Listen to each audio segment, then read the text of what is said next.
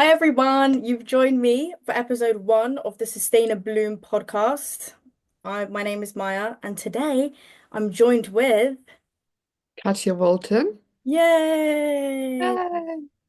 And Katya, what is it that you do? I am a furniture designer and maker. I'm currently a student at the University of Brighton. I'm studying 3D design and craft, and I'm in my final year. So that means I'm planning for my future, um, like looking at my options, where I'm going to work. And Really what excited. what does your course mean? So what do you do within your course? My course is very broad. You can do anything in like 4 or 5 different material areas. You have some people that work with metal, that can be light metal or heavy metal, so like jewelry or forging, welding, that kind of thing. Then you've got ceramics and polymers, which is like using natural resins and recycled plastics, and then wood, which is what I do. And people in wood can do anything from like I make furniture. They've got people making synths, toolboxes, sculptural pieces. It's really very broad. What's a synth? It's like a music device. Oh, This guy has created these wind-powered machines. So like when the wind moves this fan, it makes a noise and it's like a different like kind of oh, sound. that's cute. Yeah. It's really cool. Okay, and how did you get into this? Because I'm thinking we've known each other for a while now. Yeah. You've never been someone who makes furniture.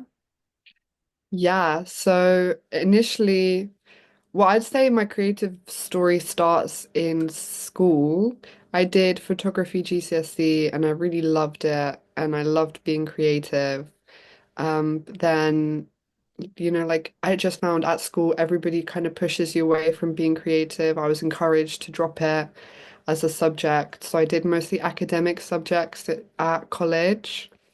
Then when I left college, obviously not doing anything creative, I vowed I would never go to university because I did not want to do any more essays or anything like that. So I went to work for Christie's, which is the largest auction house in the world. And yeah, I did an apprenticeship there. I was there for about 18 months. And as part of my um, apprenticeship, I had to spend 20% of my time doing something that wasn't my job. Most of the time that was assignments, but because I worked for an auction house, I was allowed to go to galleries as part of my 20% off the job.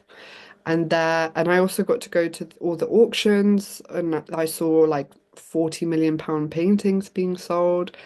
I did contracts for those paintings, and I really, really loved the art industry.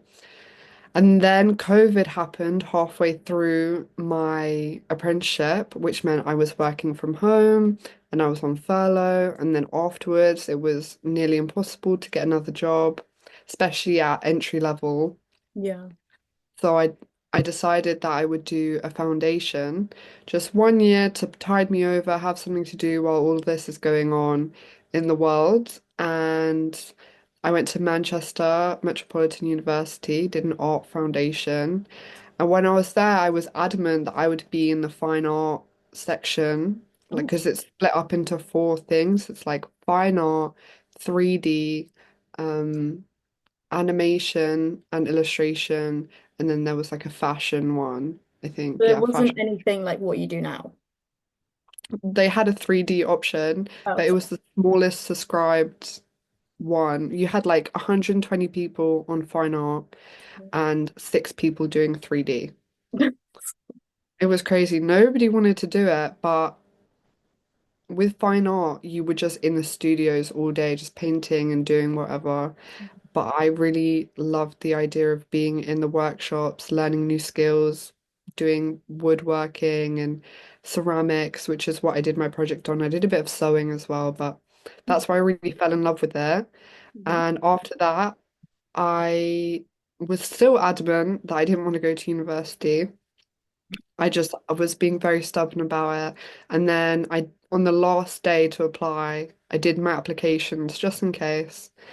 And then I found a course which I really liked. It was between Brighton and CSM in London for furniture making. And the one in Brighton was just a lot broader, which is what I wanted to try a bit of everything. So that's how I ended up in Brighton. And the biggest factor which made me want to come here is the sea. I Yeah, just wanted to be close to nature. And Brighton's actually a biosphere, hmm. which means that it's got its own little like climate, separate from the Oh, rest of the UK. It's got endangered species, it's protected. Um, it's the okay. only biosphere that's also a city. It's really cool. That is cool.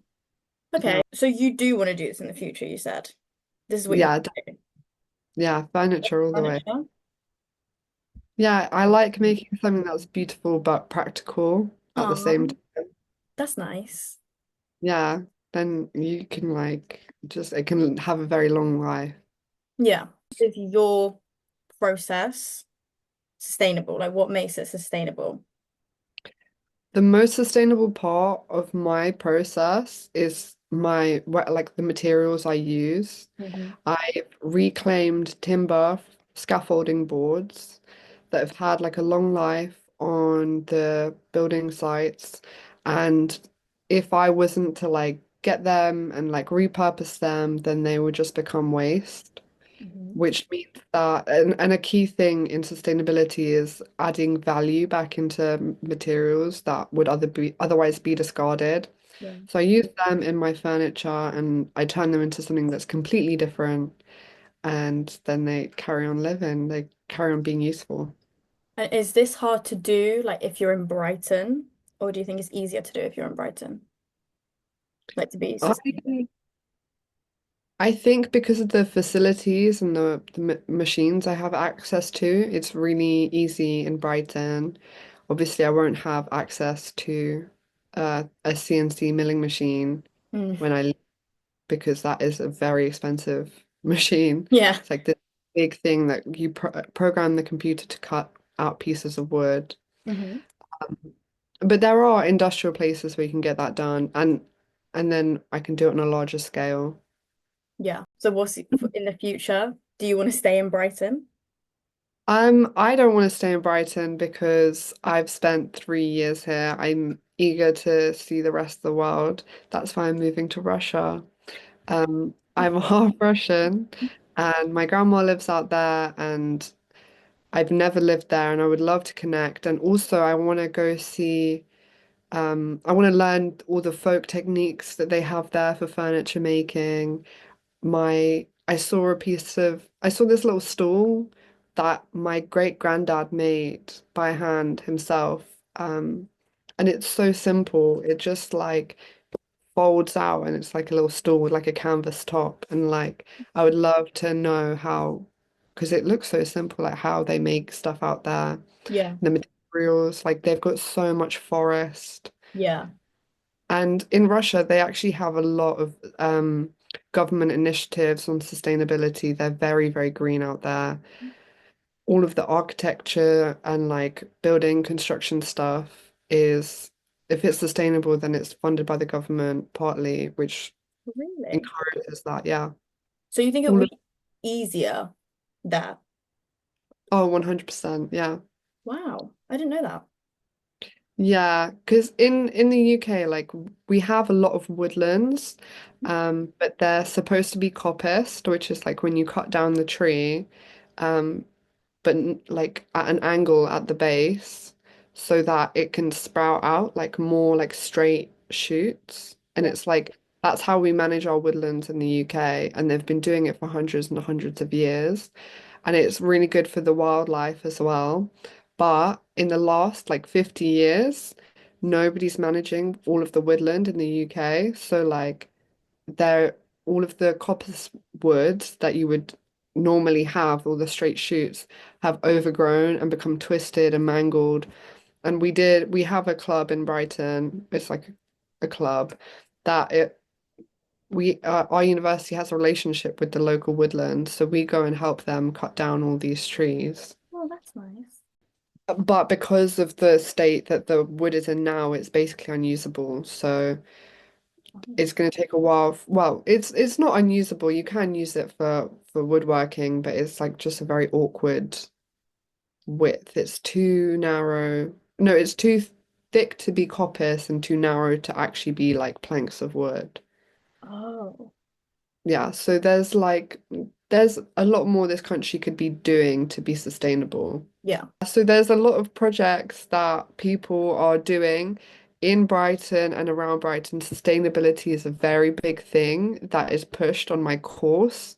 Our head lecturer is doing a project called the Waste House on university. They've built this house made entirely of reclaimed and repurposed materials. The walls are cladded with old carpet tiles. You've got like clothes, there's the installation, like the roof is like made out of tires, I think. It's crazy. Everything's repurposed, rebuilt, and they are working with the local council to retrofit all of the council housing to use these sustainable materials. What does And that's retrofit mean?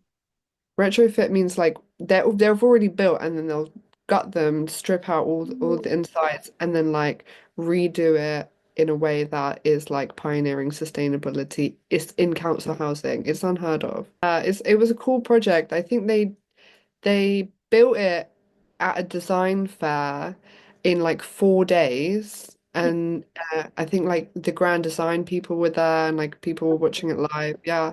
And then they took it down and then they rebuilt it back at uni. And now that's where he's doing this project. He gets that timber that is unusable from the local forest. yeah, He's figured out a way to turn that into like cabinets and chairs for these homes.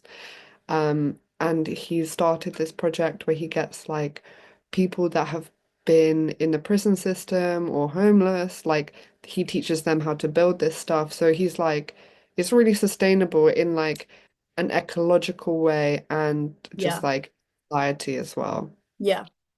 No, I like that's really cool. I've never heard of that. Yeah, it's cool. I He's have cool. to check it out then. Okay, so in our next episode, Yeah, talk about your entire process can't wait. making the furniture. Oh, can't wait. See you Okay, next time. anyway, see you next time. Bye. Bye, thanks.